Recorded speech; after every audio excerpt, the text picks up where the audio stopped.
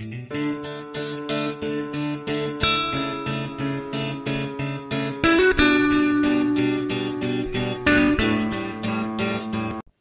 Guys, मेरा नाम है जितेश और जितेश एक्सपेरिमेंट यूट्यूब चैनल में आप सभी का स्वागत करता हूँ। तो गाइस, ये एलईडी क्या 220 वोल्ट पर चल पाएगी?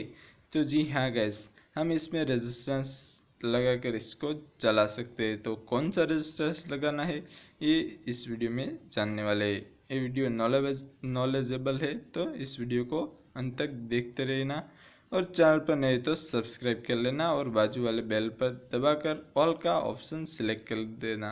इसके लिए आपको सबसे पहले 100 के या फिर 68 के का रेजिस्टेंस चाहिए। आप इस दोनों में से किसी का भी प्रयोग कर सकते हो। अगर आपकी एलईडी मल्टी कलर है तो आप रेज रेक्टिफायर लगा सकते हो। मैंने इस वीडियो में गलती की है, तो इस गलती को मैं लास्ट में बताऊंगा, या फिर आप मुझे कमेंट करके भी बता सकते हो पहले। तो गैस, ये हमारा एक्सटेंशन बोर्ड है और इसमें हमने एलईडी को लगा दिया है। तो गैस, क्या आपको गलती पता चली? गैस, ये एलईडी मल्टी कलर थी और इसमें ब्रिज रेक्टिफायर नहीं लगाया, इसलिए डीसी करंट नहीं आया और इसलिए सिंगल कलर में जल रही है। ये रेड और ब्लू का कॉम्बिनेशन वाली एलईडी थी, इसलिए सिर्फ इसमें रेड कलर ही जल रहा है। तो गैस, आप ऐसी गलती मत करना।